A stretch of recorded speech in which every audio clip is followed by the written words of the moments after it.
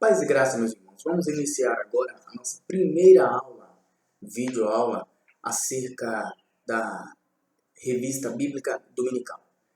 Pois bem, o tema de hoje que nós estaremos abordando é o tema Uma Nova Vida em Cristo, na lição de número 9, onde esse tema ele vai nos levar, ele vai nos conduzir a uma reflexão profunda a respeito da nossa colocação em Cristo.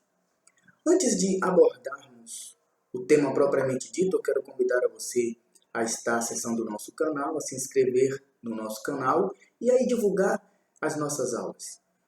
Tá bem? Pronto. Então vamos lá. A lição ela é formada, ela é constituída pelo tema, que é o assunto que será abordado. Geralmente esse tema ele é argumentativo, onde o comentarista ele traz um ponto de vista baseado nas referências bíblicas. A nossa lição ela tem também o texto áureo, que eu costumo chamá-lo de texto de ouro. Esse texto de ouro ele é o texto principal. Você vai compreender que a lição ela vai ser abordada, porém o texto áureo é que vai dar a base para esta lição. O texto áureo geralmente ele apresenta um versículo bíblico ou mais versículos bíblicos. A verdade, ela tem também a verdade prática, a lição. Essa verdade prática é aquilo que o indivíduo vai praticar, que nós, seres humanos, precisamos praticar, que nós, cristãos, precisamos praticar, e até mesmo aquelas pessoas que não são cristãs precisam praticar, mesmo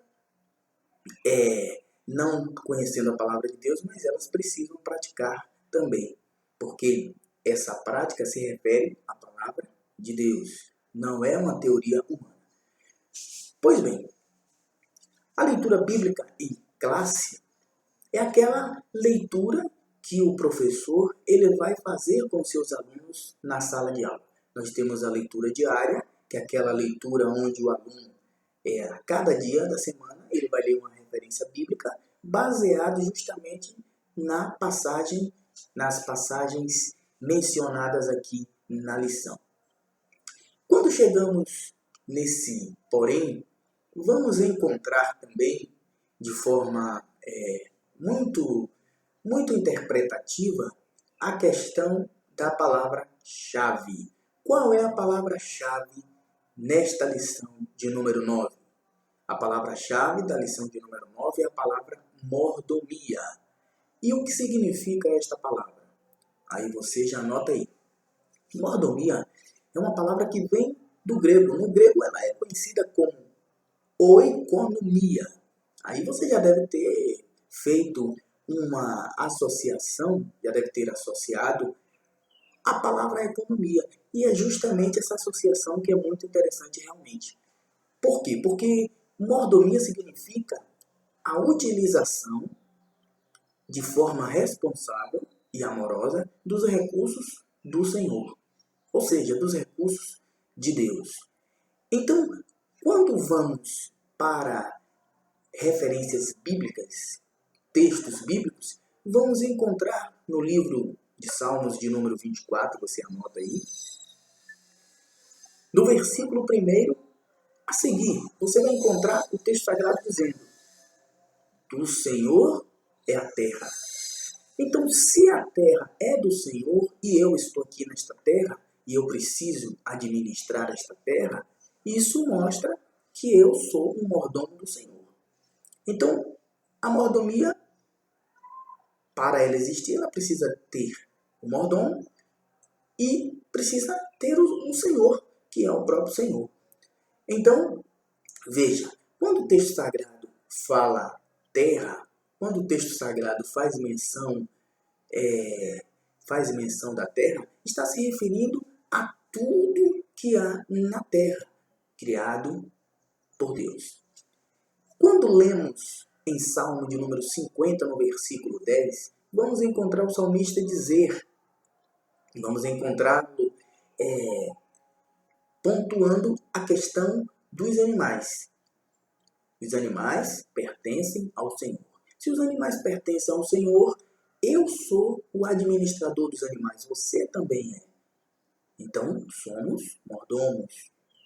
Vemos lá em Ageu, o profeta Ageu, no capítulo 2, no versículo 8, o profeta Ageu destacando dois elementos importantes na química e na nossa vida, porque quem de nós conseguirá viver sem o ouro e sem a prata?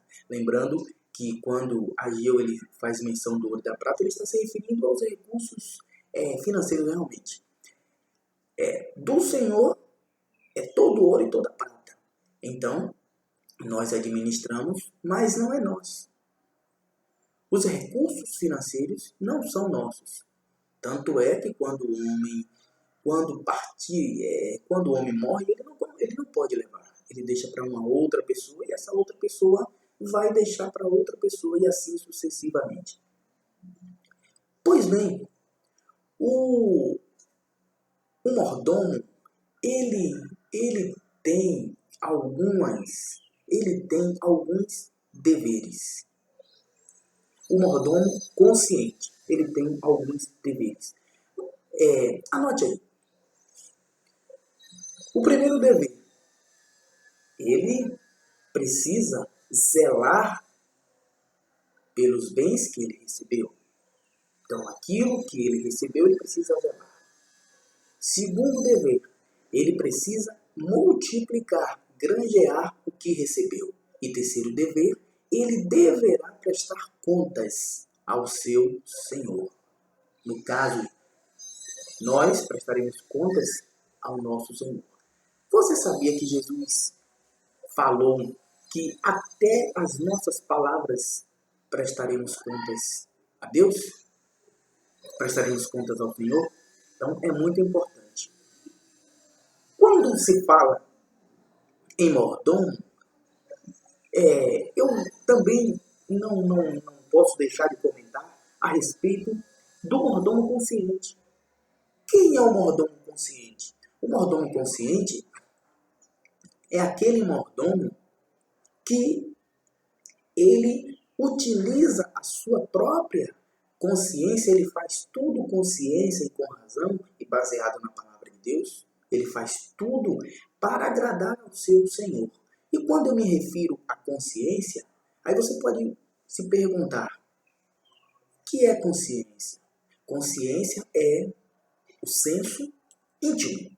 Esse senso íntimo é a voz secreta que está dentro da minha alma, que Deus colocou dentro da minha alma, dentro da alma de qualquer pessoa, independente da religião que esta pessoa tenha, independente da fé que essa pessoa confesse, ela tem uma consciência. E eu costumo dizer que essa consciência, ela na verdade, ela vai reprovar ou aprovar os atos que o indivíduo pratica. Tanto é que quando o indivíduo ele faz algo que não é moral, que não é legal, espiritualmente não agrada a Deus, então isso, a própria consciência dele o reprova. Pois bem, quando chegamos aqui nos tópicos propriamente dito, vamos encontrar o primeiro tópico que vai nos abordar em relação à mordomia da adoração cristã. Em relação à mordomia da adoração cristã. Ora, isso aqui está claro. Nós recebemos a adoração como um instrumento para apresentarmos a Deus. Então, veja, no texto áureo, vamos encontrar as seguintes palavras. Acompanhe comigo o texto áureo, você vai entender. O texto áureo diz assim: Rogo-vos, pois, irmãos, pela compaixão de Deus, que apresenteis o vosso corpo em sacrifício vivo, santo e agradável a Deus, que é o vosso culto racional. Então aqui nós aprendemos que devemos ofertar o nosso corpo a Deus. Segunda vertente, em sacrifício vivo.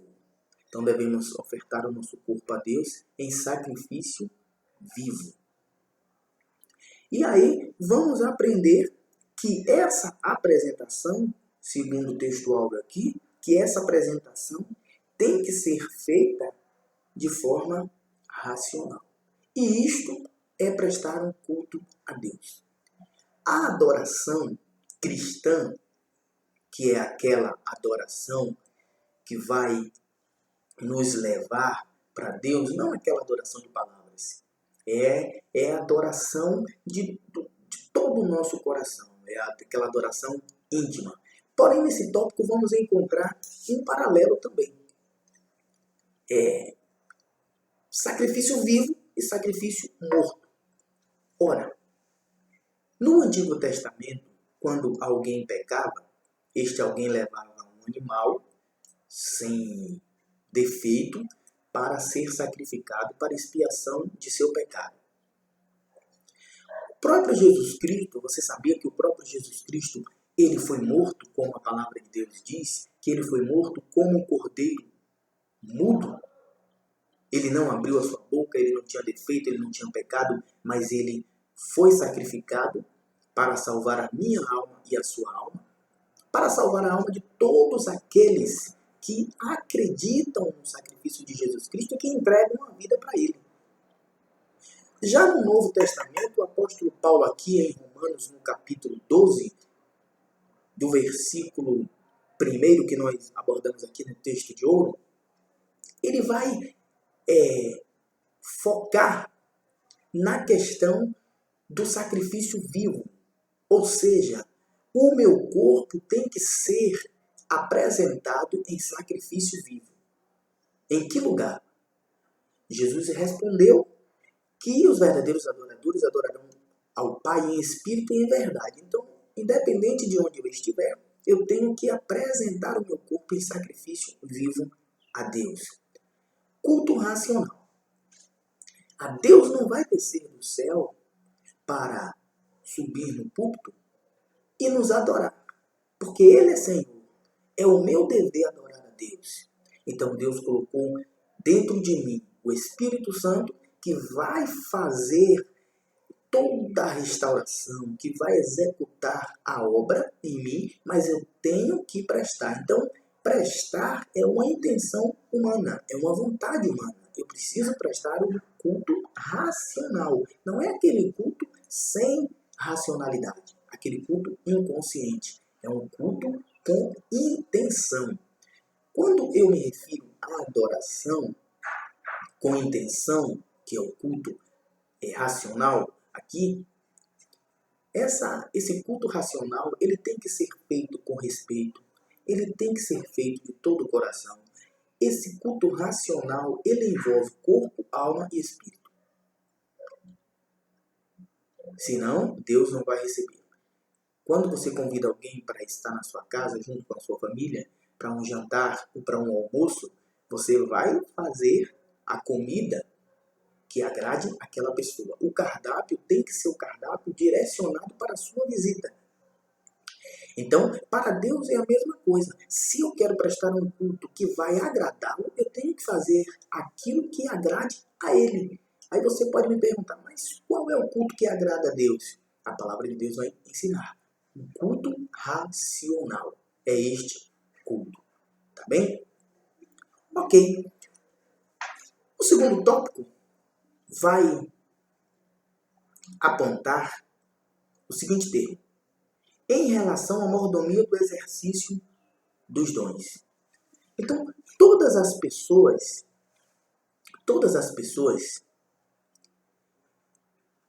que receberam Jesus Cristo como Salvador se tornaram mordomos cristãos, como Paulo diz lá na primeira carta aos Coríntios, você anota, vai anotando as referências que nós estamos fazendo uso aqui nessa nossa aula.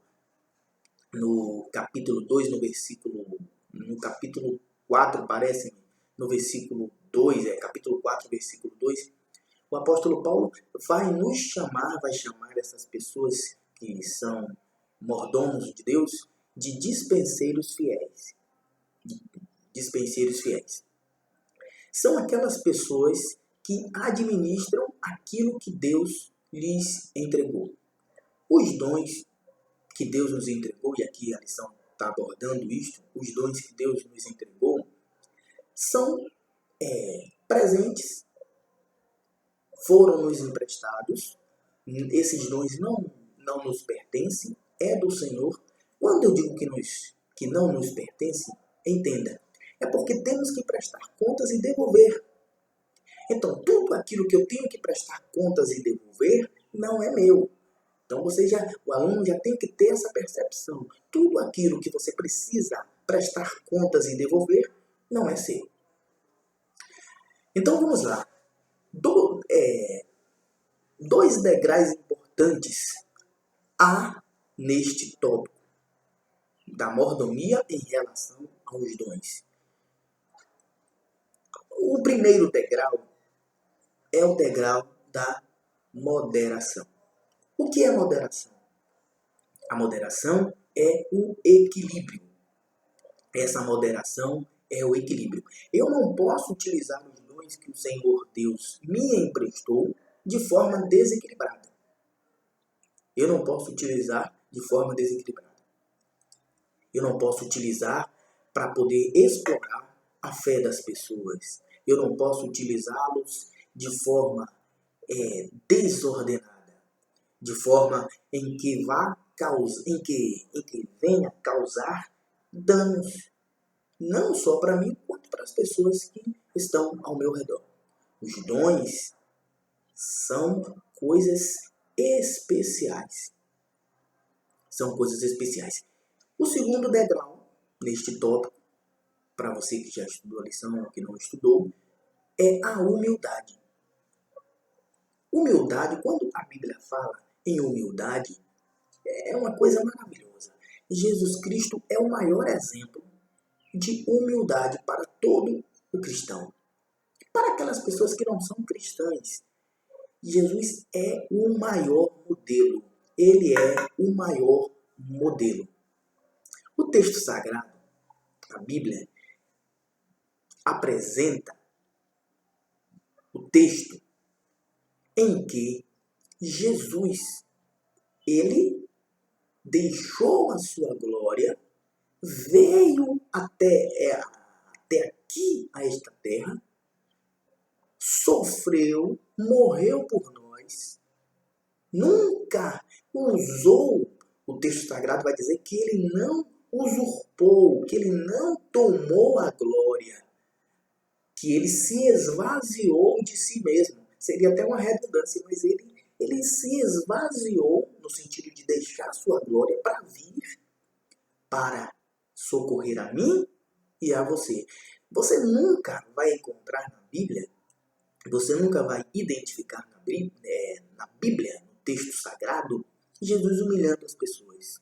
Não. Então, na utilização dos dons, nós temos que ter a humildade. A humildade. Nós temos que ter a humildade. E o terceiro tópico, ele vai estar destacando a mordomia em relação ao serviço cristão. Três coisas importantes a gente pode estar falando aqui. Qual é a primeira coisa?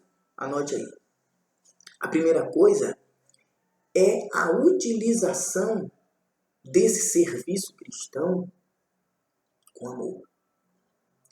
Muitas pessoas se dizem mordomas de Deus, fazem o serviço cristão está se referindo à obra, tudo aquilo que o indivíduo vem a fazer. Mas ele o faz, ou elas, as pessoas, fazem sem amor. Fazem para se aparecer. Fazem com hipocrisia. Jesus ele reprovou todo tipo de hipocrisia. Os fariseus, os hipócritas, foram reprovados pelo próprio Senhor Jesus. Então, temos que fazer em amor. Prestar caridade é bom. Praticar serviços de caridade é bom. Mas temos que fazer tudo em amor. Não adianta você tentar fazer algo que não tenha amor.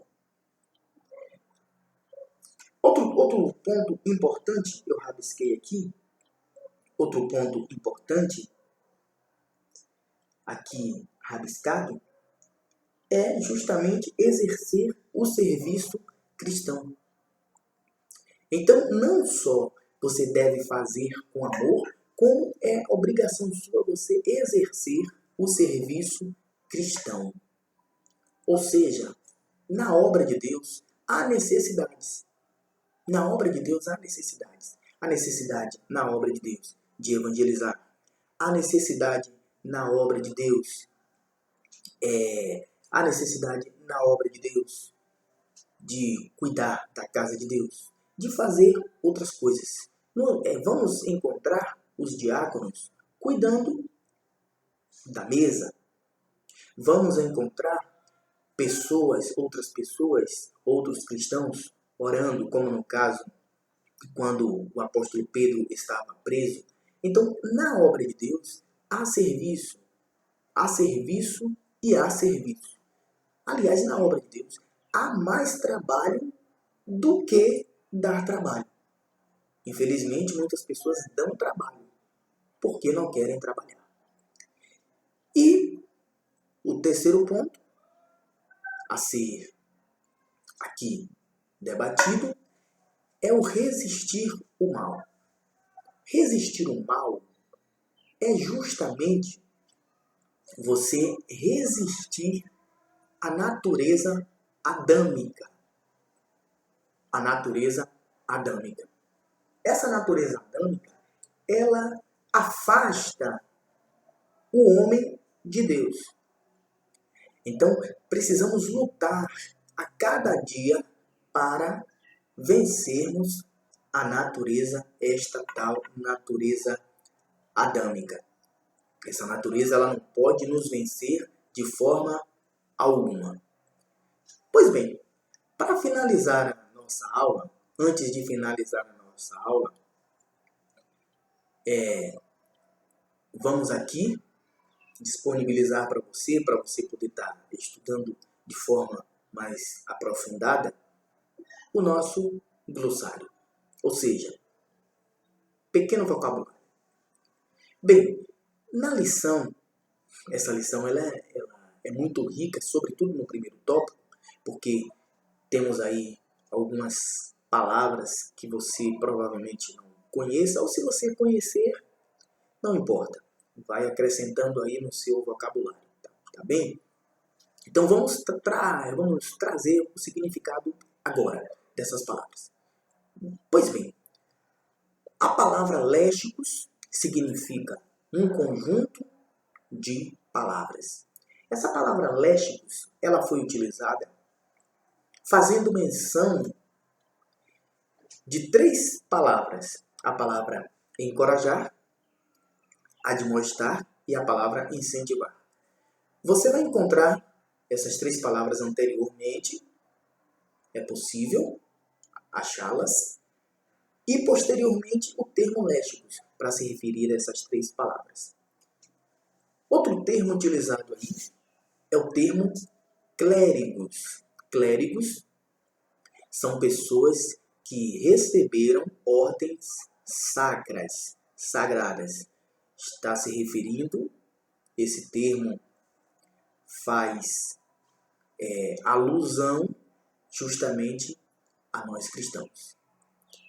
O termo leigo é uma pessoa que não tem conhecimento em uma área específica. Tá bem? Outro termo exortativo. Exortativo é o mesmo que aconselhável. Outro termo utilizado aí, concernente. Concernente significa referir-se, mencionar, tá bom? Fazer alusão.